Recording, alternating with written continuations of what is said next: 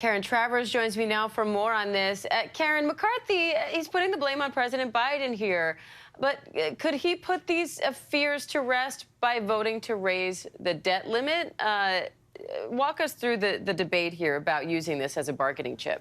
Yeah, so Diane, House Speaker Kevin McCarthy will say that the House did do that they passed legislation that does raise the debt ceiling. But it's what else was included in that legislation that the White House does not like. It did come with deep spending cuts, and it was a non-starter then in the Senate, which is, of course, controlled by Democrats. What the White House has been pushing now for months is a clean debt ceiling increase, just a piece of legislation that raises that debt limit, and then they say the next conversation can begin on the budget and spending cuts. And the White House point on this is that this is how it's been done dozens of times before. This is how it was done 3 times during the Trump administration when House Republicans were in charge. So they say that this time shouldn't be any different. But for House Speaker Kevin McCarthy, they're using leverage here, saying, yes, we know the debt ceiling needs to be raised, but we are so concerned about out-of-control spending by this administration that we are not going to agree to do what he wants to do until we get some concessions on the budget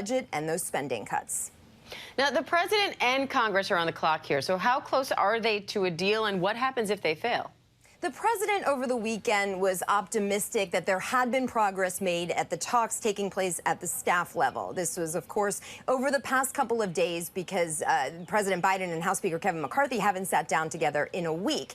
But Kevin McCarthy has thrown a lot of cold water on that, saying he does not see any movement and doesn't think there's any progress. The deadline that we keep hearing, of course, is June 1st. That's when the Treasury Secretary says that the government will not be able to pay its bills unless Congress takes action. But Diane, it's May 16th. We gotta have to walk back a little bit here. They have to reach an agreement, then write the legislation, then pass it in the House and Senate. So really the clock is ticking now, and if you listen to the speaker, he thinks they need to have an agreement ready to go by this weekend, and he's not optimistic that that can happen. All right, White House correspondent Karen Travers, thank you.